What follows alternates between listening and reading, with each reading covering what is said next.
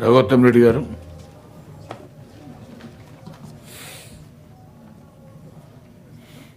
అధ్యక్ష, young India physical education and sports university of Telangana bill మీద మాట్లాడే అవకాశం ఇచ్చినందుకు మీకు ధన్యవాదాలు తెలియజేస్తూ, ఇప్పుడున్నటువంటి జీవన విధానం కావచ్చు, మన ఆహారపు అలవాట్లు, ఎక్కడికి వెళ్ళినా ఫిజికల్గా ఫిట్నెస్ ఉండాలని యోగా అని, ఈ గేమ్స్ అని, వీటి యొక్క ప్రాముఖ్యత పెరిగిపోతున్నటువంటి సందర్భంలో ఈ రాష్ట్ర ప్రభుత్వం ఈ యూనివర్సిటీని బిల్లు తీసుకురావడం అనేది చాలా ఆశించదగ్గటువంటి పరిణామం. కాకపోతే బేసిక్గా ఈ యూనివర్సిటీ ద్వారా మనం సాధించాల్సిన అంశాలలో మేడం మంత్రి గారు చెప్పినట్టు ప్రతి గ్రామీణ స్థాయిని తీసుకుంటే ప్రతి పల్లెటూరులో ఇలా గ్రామీణ క్రీడా ప్రాంగణం అని బోర్డులు కనబడుతున్నాయి.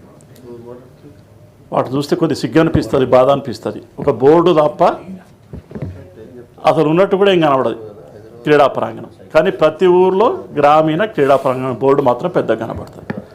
అక్కడ స్టార్ట్ అయింది ఈ వ్యవస్థ. క్రీడల పట్ల పిల్లలకు మనం ఇస్తున్నటువంటి ప్రోత్సాహం ఎటువంటిది అని.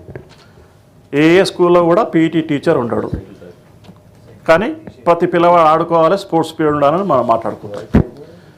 ఉన్నటువంటి నియామకమైన పీఈటీకి ప్రమోషన్లు లేక 13 ఏళ్ళకి మొన్న కొన్ని ఇచ్చినాం. మనం ఇస్తే మన దురదృష్టం కొద్దీ కొన్ని జిల్లాల్లో పీడీ ఫిజికల్ డైరెక్టర్గా ప్రమోషన్ పొందే టీచర్ అర్హత టీచర్ లేక పోస్టులు ఖాళీగా ఉండిపోయినాయి.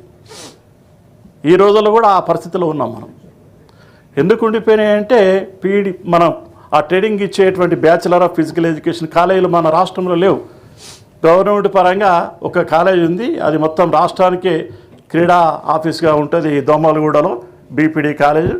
అది 2 సంవత్సరాల కింద ఆ బిల్డింగ్కు 15 కోట్లు కేటాయించినాం, భూమి పూజ చేసినాం. ఇంతవరకు ₹1 ఇవ్వలేదు. ఆ బిల్డింగ్ వర్షం పడితే హాస్టల్ బంద్ ఉంటుంది, కాలేజీ బంద్ ఉంటుంది.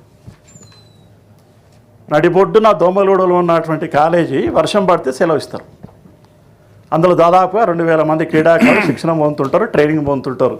ఏది మన డిప్లొమా కోర్సు, అదేవిధంగా బ్యాచిలర్ ఆఫ్ ఫిజికల్ ఎడ్యుకేషన్. వర్షం పడితే సెలవు ఉంటుంది దానికి. కనీసం యూనివర్సిటీ బిల్లు తెచ్చి దాని ద్వారానైనా బేసిక్గా ఏవైతే కావాలనో మన పిల్లలకు కావాల్సినటువంటి ట్రైనింగ్ కాలేజీలు కావచ్చు, అదేవిధంగా గ్రామీణ క్రీడా ప్రాంగణం అని ఏదైతే పెట్టుకున్నామో దాన్ని అప్డేట్ చేయాల్సిన అవసరం ఉన్నది అని చెప్పి. ఎందుకంటే చాలా ఇలా ఎయిమ్స్ అండ్ గోల్స్ చాలా పెద్దగా ఉన్నాయి, కానీ మనం చిన్నగా స్టార్ట్ చేయాల్సిన అవసరం ఉంది. అక్కడ నుంచి మనం మార్పు తీసుకొస్తే మన పిల్లల్లో నిజంగా ఆ ఆట పోటీలో నైపుణ్యం రావడానికి కానీ, శారీరకంగా మానసికంగా పరిణితి చెందడానికి కానీ అవకాశం ఉంటుంది. నిజంగా తెలంగాణలో ఉన్నంత స్కిల్ పర్సన్స్ కానీ, నాలెడ్జ్ఫుల్ పర్సన్స్ కానీ ఎక్కడ లేరు అనేటువంటి విషయం మన అందరికీ తెలిసిన విషయం. దాన్ని మనం అప్డేట్ చేయలేకపోతున్నాం. అప్డేట్ చేస్తే నిజంగా దేశానికే ఆదర్శంగా తెలంగాణ రాష్ట్రం మారడానికి అవకాశం ఉంటుంది. ఆ దిశగా మనందరం ఆలోచించాల్సిన అవసరం ఉందని చెప్తూ ఈ బిల్లును స్వాగతిస్తూ ముగిస్తున్నాం.